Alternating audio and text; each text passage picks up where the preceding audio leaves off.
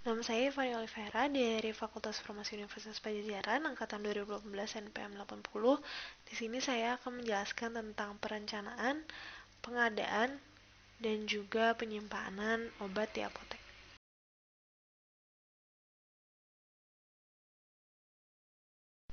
Dimulai dari perencanaan kebutuhan obat.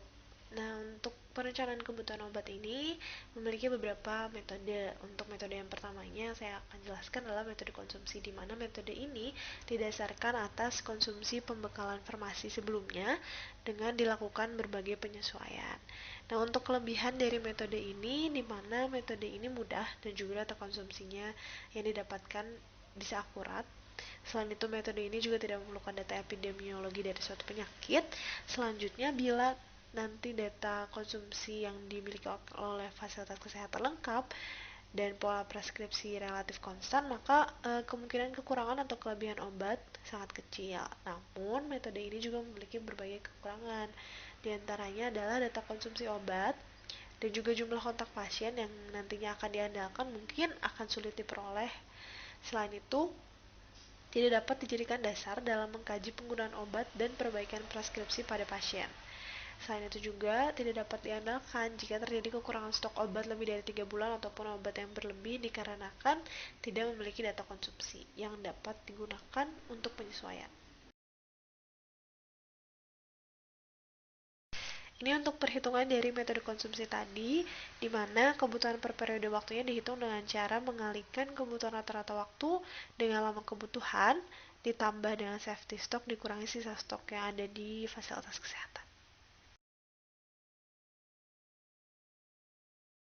Dan di sini diberikan contoh kasus di mana metode konsumsi dan juga perhitungannya dapat diterapkan, di mana pada kasus terdapat rumah sakit yang membeli RL atau ringan laktat sebanyak 2.000 infus dengan pembelian setiap 2 bulan sekali. Namun, karena pabrik obat tidak ada di Pulau Kalimantan, sehingga infus tersebut harus dibeli dari Surabaya dengan lead time sekitar 3 minggu.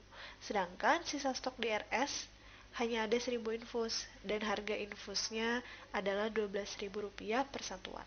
Maka, hitunglah berapa infus RL yang harus dibeli dan anggaran yang harus dikeluarkan untuk membeli sediaan infus tersebut. Yang pertama mungkin bisa dihitung dari safety stocknya dahulu sehingga dihasilkan 1.400. Dilanjutkan dengan perhitungan yang tadi dan menghasilkan anggaran yang harus dikeluarkan adalah sekitar 52.800.000. Perhitungannya dapat dilihat.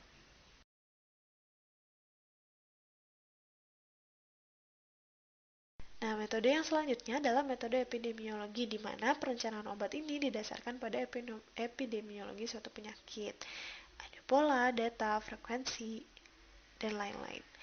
Nah, untuk kelebihannya, untuk metode epidemiologi ini biasanya akan lebih akurat, sehingga perkiraan kebutuhannya akan mendekati kebenaran. Lalu dapat digunakan juga untuk program-program baru, dan juga pola penggunaan obat ini dapat diperbaiki dengan standar pengobatan dikarenakan terdapat data pola, data, dan juga frekuensi dari suatu penyakit yang tersebut. Nah, untuk kekurangannya, metode ini membutuhkan waktu dan juga tenaga yang terampil, memerlukan sistem pencatatan dan pelaporan yang juga baik dan efektif, memerlukan pola penyakit dan pola preskripsi yang harusnya stabil, namun pola penyakit dan pola preskripsi dalam suatu fasilitas kesehatan kan tidak selalu sama. Selanjutnya juga ada kekurangan obat karena wabah atau kebutuhan insidental tidak terpenuhi dikarenakan metode ini hanya melihat pada pola atau data frekuensi penyakit, sehingga untuk wabah atau kebutuhan insidental tidak dapat diramalkan.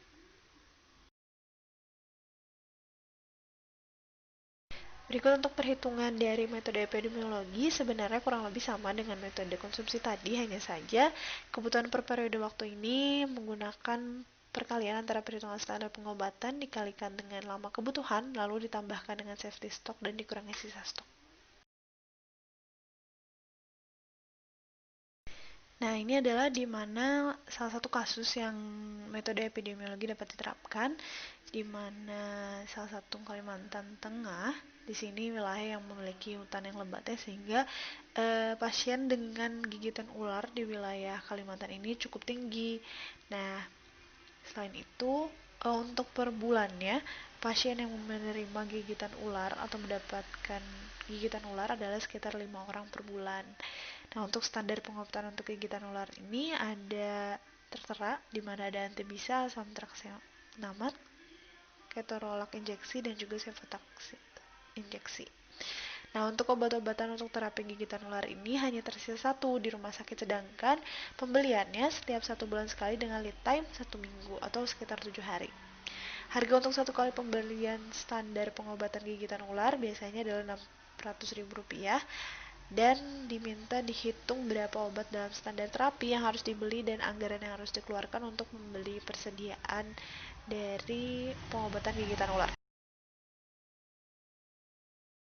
Nah, dikarenakan pada metode epidemiologi ini menggunakan standar pengobatan, maka dihitung dulu rata-rata standar pengobatan, di mana dihasilkan sekitar 30, lalu dimasukkan dengan rumus yang tertera pada perhitungan tadi, lalu dihasilkan anggaran sekitar 21.600.000. Untuk perhitungannya tertera.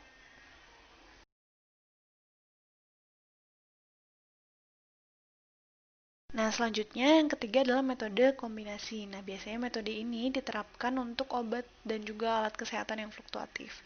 Nah, metode ini menggunakan perhitungan kebutuhan dengan konsumsi obat dan juga data penyakit yang jelas. Berarti jadi kombinasi antara metode konsumsi dan juga metode epidemiologi. Nah, untuk perhitungannya sendiri, di sini juga merupakan gabungan dari perhitungan metode konsumsi dan juga metode epidemiologi, di mana kebutuhan per periode waktunya digunakan dengan mengalihkan kebutuhan rata-rata waktu dan perhitungan standar pengobatan dengan lama kebutuhan ditambah dengan safety stock lalu dikurangi dengan sisa stok.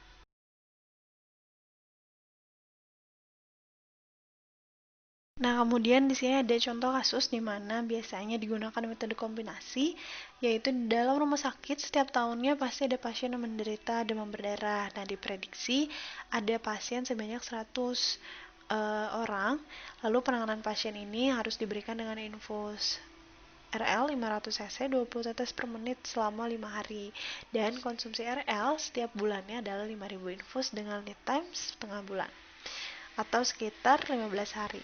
Lalu yang ditanya adalah berapa RL yang harus disediakan oleh rumah sakit agar tidak terjadi kekosongan. Nah, yang pertama kali dihitung adalah perhitungan standar pengobatan untuk DBD ini, di mana menghasilkan 1.500 botol. Selanjutnya dimasukkan ke dalam perhitungan di mana tadi rata-rata konsumsi per bulannya adalah sekitar 5.000 ditambahkan dengan rata-rata pengobatan sekitar 1.500 dikali dengan waktunya 1 bulan ditambah safety stoknya 3.250 dikurangi sisa stok yang ada sekitar 5.000. Maka dibutuhkan 4.750 botol infus RL.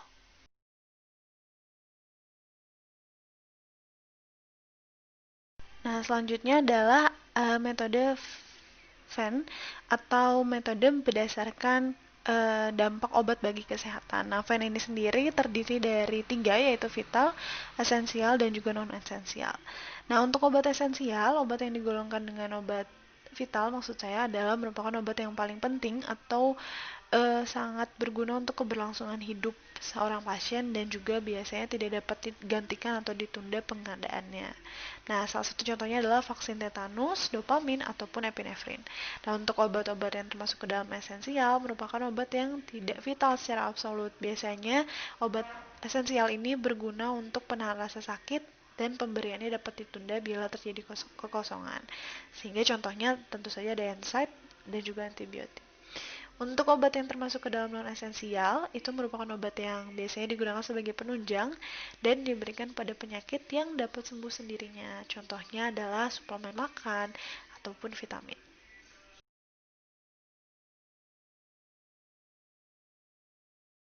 Untuk metode selanjutnya di sini ada metode ABC, yaitu pengelompokan berdasarkan nilai rupiah yang diambil dari sebuah produk. Nah, untuk kelompok A ini biasanya produk yang sejumlah 10-20% dari total itemnya merupakan representatif dari 60-70% total nilai. Dan untuk kelompok B ini di mana produk berjumlah 20% dari total item dan merepresentasikan 20% dari total nilai. Lalu untuk obat yang C, yaitu sekitar 60-70% dari total item, merepresentasikan 10-20% total nilai.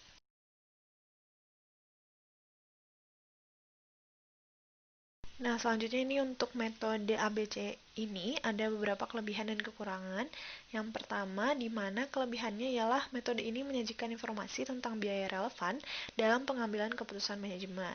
Selanjutnya adalah memberikan informasi biaya yang lebih akurat berdasarkan adanya aktivitas tertentu, dan juga menyajikan laporan biaya yang akurat dan juga lebih informatif. Sementara untuk kekurangannya sendiri dari metode ini adalah pelaksanaan dari metode ini kompleks dan memakan waktu yang lama dan juga mahal.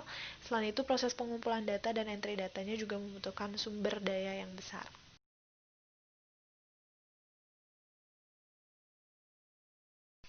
Nah, selanjutnya adalah kombinasi metode dari metode ABC dan juga metode Venn. Di sini bisa dilihat terdapat tabel di mana terdapat kombinasi antara metode ABC dan Venn. Di sini tujuan dari metode ini adalah untuk mengetahui penentuan prioritas obat dalam pengadaan sehingga nantinya pelayanan dan juga pendapatan dapat seimbang.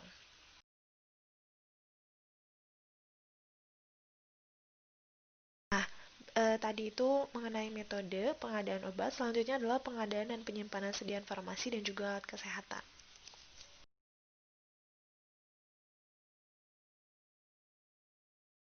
Nah, yang pertama di sini adalah pengadaan, di mana pengadaan ini merupakan proses penyediaan obat dan juga alat kesehatan dari eksternal yang biasanya didapat melalui pembelian, produksi ataupun sumbangan. Nah, untuk pembeliannya sendiri, biasanya ada beberapa metode ya, diantaranya adalah tender terbuka atau tender terbatas, atau pembelian dengan tawar-menawar, ataupun pembelian langsung. Untuk produksi biasa, yaitu produksi obat, yaitu antara produksi steril dan juga non-steril, dan sedangkan dengan sumbangan, itu biasanya harus mengikuti kaidah umum pengelolaan pembekalan farmasi reguler yang ada. Selain itu, prinsipnya dari pengadaan ini adalah menjamin mutu obat dan juga pengadaan dengan sumber yang jelas dan efisien dan efektif. Untuk komponen penunjang dari pengadaan ini adalah personil, dana, dan juga sistem informasi dari fasilitas kesehatan. Selanjutnya untuk penerimaan, di sini penerimaan merupakan prosedur menerima perbekalan informasi untuk menjamin ketersediaan barang sesuai dengan pesanan yang telah dilakukan dan juga sesuai dengan kontrak.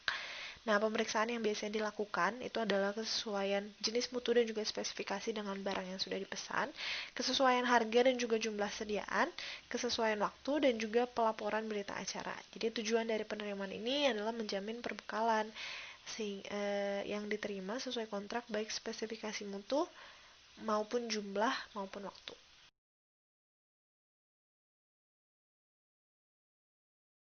Selanjutnya ada penyimpanan. Di sini adalah kegiatan menyimpan dan juga memelihara barang yang tadi sudah didapat atau perbekalan farmasi yang sudah diterima pada tempat yang dinilai aman dari pencurian serta gangguan fisik yang nantinya bisa merusak mutu obat ataupun alat kesehatan.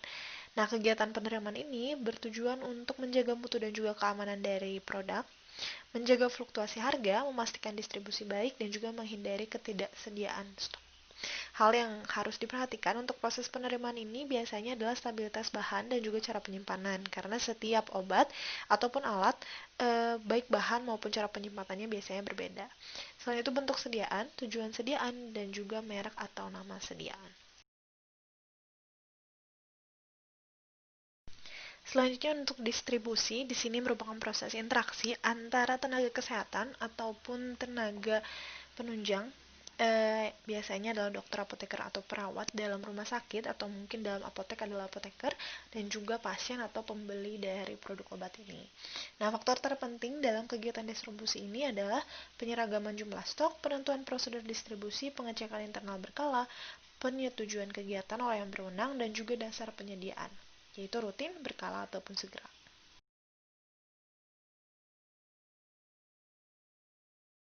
Selanjutnya, atau tahap terakhir dari Keseluruhannya adalah pemusnahan, di mana pemusnahan ini merupakan proses penghilangan barang sehingga bebas dari tanggung jawab data barang. Biasanya pemusnahan ini dilakukan oleh pemilik izin edar ataupun perintah dari BPOM dikarenakan obat tertentu melanggar sesuatu ataupun didapati memiliki sesuatu yang sebelumnya tidak pernah diketahui. Nah, untuk tahap pemusnahannya sendiri di sini adalah pembuatan daftar sediaan yang akan dimusnahkan. Selanjutnya adalah pembuatan berita acara, kemudian menjadwalkan pemusnahan, memilih metode pemusnahan dan juga tempat pemusnahannya, dan juga selanjutnya adalah memusnahkan berdasarkan ketentuan.